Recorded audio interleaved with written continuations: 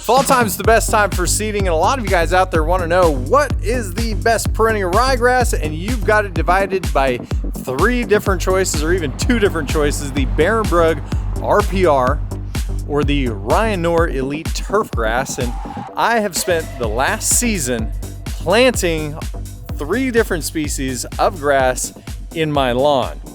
And I've spent the last 10 months testing out 3 different varieties of perennial ryegrass, which honestly is one of my favorite species of grasses, especially for beginners in lawn care, because it's so easy to seed. The seed germinates in 5 to 10 days. It's very fast. It's also very soft on your hands and feet, and it plays well with other species of grass. Now, I ended up planting a variety called barenbrug RPR. Now, RPR stands for Regenerating Perennial Ryegrass, and for all you scientific nerdies out there, it runs off of a stolon, which is just a creeping vine that's slightly subsurface, and it creates new foliage off of that vine, which means it can potentially repair itself. Very similar to what you're going to find in a species called Kentucky bluegrass. Now, my second species is called barenbrug's RPR mixed with CSI. Now, they merged with a company called Jacqueline, and they decided to take their regenerating ryegrass called CSI and merge it with RPR, and that is going to be the new barenbrug's RPR product in the future. And then my third choice here was Knorr's Elite Turfgrass, which is a fantastic clumping variety of perennial ryegrass. Now, the difference between the two is Knorr's variety is a bunching or clumping variety, and it can actually clump out about up to 2 inches is what it is. So it ends up being a nice, thick, healthy variety. Now, for most of you guys out there, you're gonna grow out your grass to 2 or 3 inches. So I've got my grass at about 2.5 inches right now. I gotta say, it's looking really, really good. I feel like whichever blend that you're gonna choose at this point, you're gonna be really, really happy with either one of these choices. Let's start off by talking about color. Now, as Americans, we love a really dark green variety, and I can tell you that both the Knorr and the CSI RPR blend provide that without a hitch. Like, everything looks really, really good.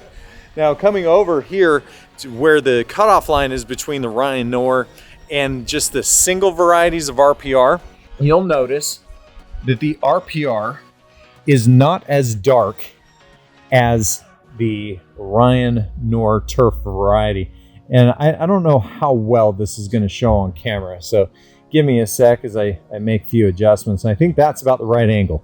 You can literally see the line right here between the 2 varieties, and it's 2 to 3 shades darker on this side than it is this side.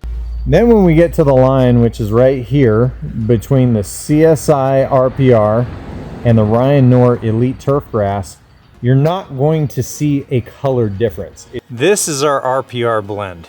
Very good blend, fairly dark, everything looking really, really good. Then on our right, we have the RPR with CSI mix right here. And then right here is our Knorr blend.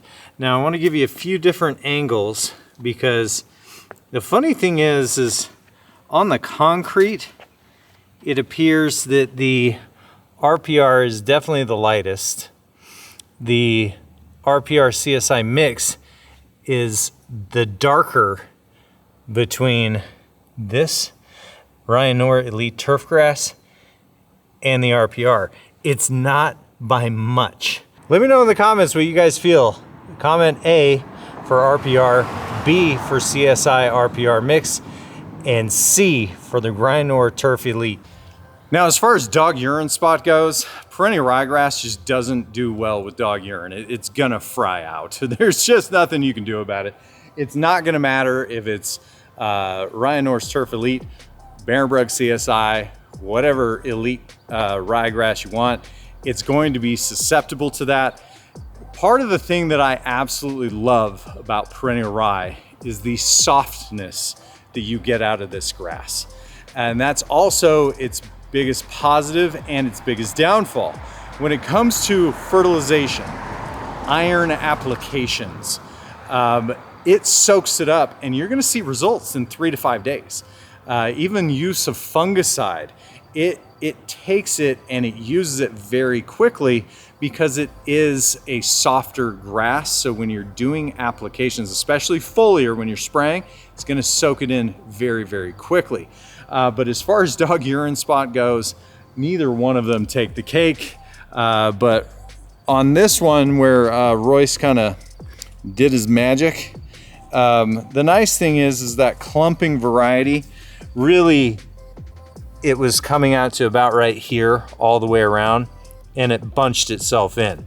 And that's what I was telling you, the difference is the CSI / barenbrug RPR is not going to be a complete repair for dog urine spot. It's not just gonna magically fill it in. You're gonna have to scuff that area up. Better just to reseed it.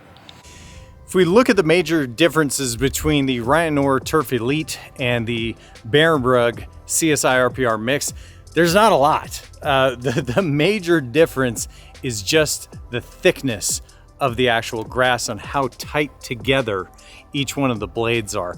So this is our RPR blend, and it's been here for about two seasons now. You can kind of see everywhere we go. Really not going to see much of the ground. It's a very, very dense variety, which is the CSI blended mix. We're going to do the same test. Just kind of pick a random area here and kind of show you the exact same thing. So we come in here, kind of part the ways, and you can see it's even thicker than the barenbrug RPR, which is pretty cool to see. But again, super, super thick species of grass.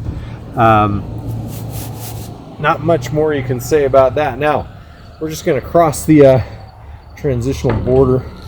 Hope that we don't get caught, thrown into the transitional border police. But again, we come in here and boom. Now you're actually seeing the ground, kind of seeing space in there, and it doesn't matter where we go. It's just not as thick of a variety. Now, all three of these varieties look fantastic. The RPR CSI blend is thicker than the Knorr Turf Elite. Now, the thing that's going to be very interesting to see in the up and coming years is how thick that thatch layer builds between the Knorr Turf Elite and the CSI RPR blend, which will be the new RPR blend, hopefully next season for everybody. A lot of you guys have been dying to know, does the barenbrug products actually spread out as they are marketed? Now, the Stahlins are marketed to spread out up to 8 inches and repair and infiltrate an area. Now, it's not as quite as aggressive as Kentucky bluegrass, but yes, they do indeed spread. However, they don't do it immediately. The grass needs to establish for about half a season before you get the full benefits of having those properties, which is why I didn't fully rip out my barenbrug RPR and just replace it with a brand new blend, because I wanted to show you the capabilities. When we get to this section of the lawn, this is where the trencher just kind of annihilated everything, as well as I had a robot mower that was testing out over in this area, and every single time it came out, it dug ruts. And I'm talking really, really thick ruts. So this is after it's been about 4 months of repairing, and these ruts were about 4 to 5 inches in diameter, and now we're down to about 2 inches, which is nice, and 2 inches here. This is probably where I got hit the most, and in this section here, and it's really, really done a fantastic job of repairing itself. Now, on the Knorr side, we had a very similar issue on this whole section, including into the barenbrug CSI, where those ruts were really, really bad. And now here's our after shot of where you can see that those ruts, even on the Knorr side, have kind of come through and filled itself in. Now, each bunch is capable of spreading out to about 2 inches. And that's indeed what it's done. Now, I do not expect this to fully repair itself. Given the fact that it is a clumping bunching grass type, I think that I'm just gonna have to reseed this in order for it to go fully, in order to get it to fully fill itself in. But you can see on the CSI barenbrug side, we don't have that problem. It is almost filled itself all the way back in. This is about the only spot that's still struggling, but here's the difference. You can see it shooting laterally, and it's actually all full grass. It's not just kind of laying over the top. It's the best way that I can describe it. One thing I want to show you right now is I haven't fertilized this lawn for about 6 to 8 weeks, and the color is still brilliant on all 3 species. But when I really get on the fertilizer, and I've been doing the same exact regimen for all 3 species, once I do these treatments, you can't tell the difference between any 3 of these varieties. Color is balanced, everything's good.